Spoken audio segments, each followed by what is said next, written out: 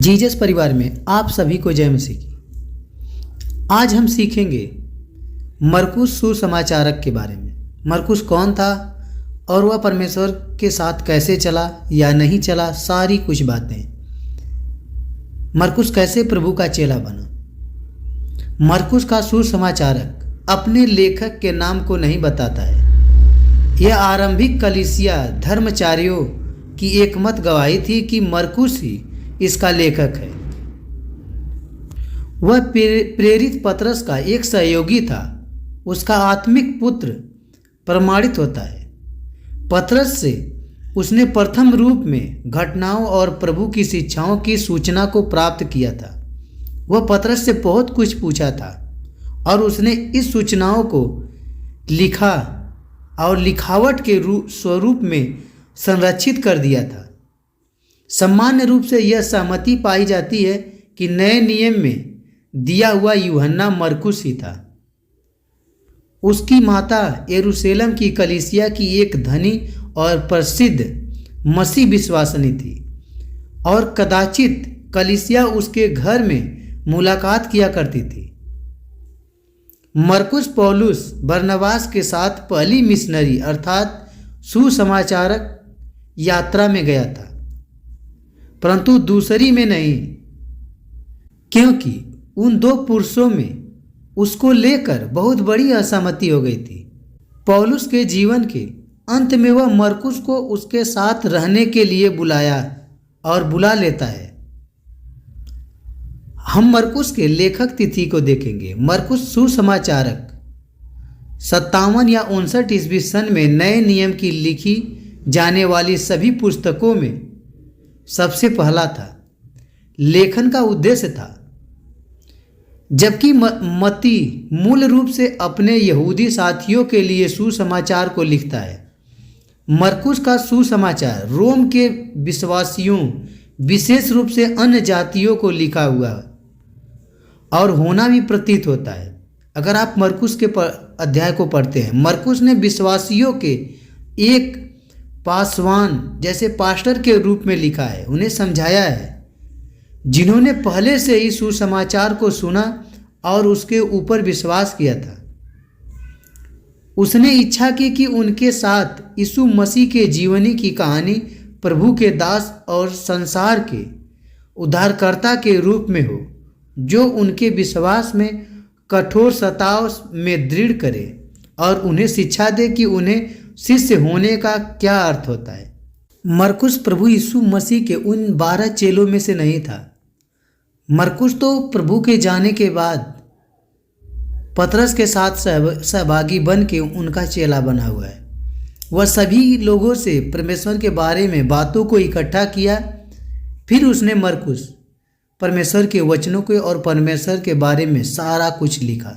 वह कई जगहों पे जा के पूछता था प्रभु के चिन्ह चमत्कारों के बारे में। यह बात सही है या झूठी, सभी को वह निर्णय लिया, सत्य क्या है। फिर उसने प्रभु में विश्वास किया और एक चेले के रूप में प्रभु यीशु मसीह पर विश्वास किया।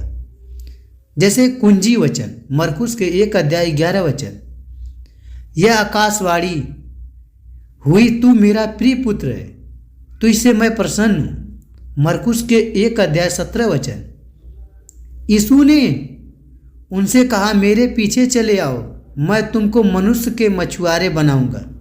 मरकुस के 10 अध्याय 14 और 15 वचन, यीशु ने यह देख क्रुद्ध होकर उनसे कहा बालकों को मेरे पास आने दो और उन्हें मना ना करो, क्योंकि परमेश्वर का राज ऐसों का ही है। मैं तुमसे सच कहता हूँ, जो कोई परमेश्वर के राज को बालक के समान ग्रहण न करे वह उसमें कभी प्रवेश नहीं कर पाएगा। मरकुस के 10 अध्याय 45 वचन, क्योंकि मनुष्य का पुत्र इसलिए नहीं आया कि उसकी सेवा टहल की जाए, इसलिए आया कि आपकी सेवा टहल करे और बहुतों की छुड़ौती के लिए वो अपना प्राण दे, सारे लोगों को बचाए। मरकुस के 12 अध्याय 33 वचन, उससे सारे मन और सारी बुद्धि और सारे प्राण और सारी शक्ति के साथ प्रेम रखना और पड़ोसी से अपने समान प्रेम रखना सारे होम बलि और बलिदान से बढ़कर है। चाहे आप कितना भी बलि चढ़ा लें, अगर आपके अंदर प्रेम नहीं है तो कुछ नहीं है। चाहे आप परमेश्वर को जाके हर संडे को चर्च में चाहे जो कुछ देते हैं, अगर आपके अंदर प्रेम नहीं है, नफरत है, तो आप परमेश्वर के योग्य नहीं हैं। अगर आप परमेश्वर के योग्य बनना चाहते हैं तो सबसे पहले अपने अंदर की सारी कलेश, सारी नफरत को निकालना होगा। मरकुस के 16 अध्याय 6 वचन, उसने उनसे कहा, चकित मत हो, तुम यीशु नासरी को जो क्रूस पर चढ़ाया गया था ढूंढती हो। वह जी उठा है, यहाँ नहीं है। देखो, यही वह स्थान है जहाँ उन्होंने उसे रखा था। मरकुस के 16 अध्याय 15 वचन, और उसने उनसे कहा, तुम सारे जगत में जाकर सारी सृष्टि के लोगों को सुसमाचार और प्रचार करो। यह सुसमाचार इसलिए महत्वपूर्ण है क्योंकि यह यीशु की शिक्षाओं से अधिक उसके कार्यों के ऊपर जोर देता है। यह सामान्य भाषा में लिखा गया है और शीघ्रता के साथ मसीह के जीवन के एक प्रसंग में से दूसरे के ओर बढ़ाता चला जाता है। यह मत्ती की तरह वंशावली के साथ आरंभ नहीं होता, क्योंकि हो सकता है कि अविश्वासी उसकी वंशावली में रुचि ना ले। जब आप मत्ती के वचन को पढ़ते हैं, उसमें ये शुरू के चैप्टर में ही वंशावली के बारे में बताया गया है, कब कौन पैदा हुआ, एक एक की परिचय दी गई है, कब प्रभु यीशु मसीह आया। मगर मरकुस में ऐसी बातें नहीं दी गई है। उसके 32वें पर यीशु के परिचय को दे दिए जाने के पश्चात यीशु यीशु गलील में अपनी सार्वजनिक सेवकाई को आरंभ करता है और 12 में से अपने प्रथम 4 शिष्यों को बुलाता है। उसके पश्चात की घटनाएं यीशु के जीवन, मृत्यु और फिर से जी उठने को लिपिबद्ध करती है। मरकुस का वृत्तांत कहानियों का एक संग्रह मात्र नहीं है। यह कथा यह प्रकाशित करने के लिए लिखी गई है कि यीशु ही न केवल यहूदियों के लिए मसीह है, वह सारे के लिए और साथ ही अन्य जातियों के लिए एक क्रियाशील अंगीकार के रूप में शिष्य पतरस की अगुवाई में उसने अपने विश्वास को व्यक्त किया है। वह सबका उद्धार करता है। मरकुस लिखता है 8 अध्याय 29 और 30 वचन में, वे उसके मसीह होने की पूर्णता को उसके फिर से जी उठने तक पूर्ण रीति से समझने में असफल हो जाते हैं। जब हम उसकी यात्रा को गलील, चारों ओर के क्षेत्रों और उसके पश्चाताप यहूदियों के साथ आगे बढ़ते हैं, हम पहचान जाते हैं कि उसके आगे शीघ्र क्या घटित होने वाला है। उसने कई लोगों को जीवनों को स्पर्श कर लिया था, परंतु उसने उसके शिष्यों के ऊपर न इनकार किए जाने वाले छाप को छोड़ दिया था। रूपांतरण के समय उसने तीनों को सामर्थ्य और महिमा का साथ उसके वापस लौटने के एक दृश्य को प्रदान किया है और एक बार फिर से यह उन पर प्रकाशित हुआ कि वह कौन था। यरूशलेम की ओर उसकी अंतिम यात्रा के दिनों में हम उन्हें उलझन में पड़ा हुआ, डरा हुआ, संदेह करते हुए पाते हैं। यीशु के पकड़वाए जाने पर उनके भाग जाने के कारण वह अकेला ही खड़ा हुआ मिलता है। अगली घड़ी में उसकी ठट्ठा भरी हुई जांच आरंभ होती है। यीशु साहस के साथ यह घोषणा करता है कि वही मसीहा है, धन्य परमेश्वर का पुत्र था, और यह कि वह अपने लौटने पर विजयी होगा। आगे मरकुस 14 अध्याय 61 और 62 वचन में बताता है, क्रूसीकरण के बाद मृत्यु, गाड़े जाने और फिर से जी उठने के चारों ओर चमत्कारी घटनाओं को उसके अधिकांश शिष्यों के द्वारा नहीं देखा गया था, परंतु उसके दुख भोग की गवाही बहुत सी विश्वास योग्य स्त्रियों ने भी दी थी। शब्द के पश्चात सप्ताह के प्रथम दिन की भोर को वे लाश पर लगाने के लिए मसाले लिए हुए कब्र पर गए। जब उन्होंने देखा तो पत्थर वहां से लुढ़का हुआ था। उन्होंने कब्र में प्रवेश किया, वहाँ पर उन्होंने जिसे देखा वह यीशु नहीं था, लेकिन वह एक स्वर्गदूत श्वेत वस्त्र पहने हुए था। उन्होंने आनंद के साथ इस समाचार की प्राप्ति की, वह जी उठा है। स्त्रियां प्रसन्न और प्रथम सुसमाचार प्रचारक बन गई थी। जब उन्होंने यीशु के जी उठने का सुसमाचार को चारों ओर फैला दिया। यही संदेश अभी तक के संसार में सभी स्थानों पर आज के दिन तक सदियों से प्रसारित है और किया जाता है। सबसे पहले स्त्रियों ने प्रभु का सुसमाचार लोगों को सुनाया था, क्योंकि मरकुस के द्वारा इच्छित किए हुए पाठक अन्य जाति थी। इसलिए वह पुराने नियम में उन तरह से उद्धृत नहीं करता है जैसे मत्ती नियंत्रण कर रहा है, जो मूल रूप से यहूदियों को लिख रहा था।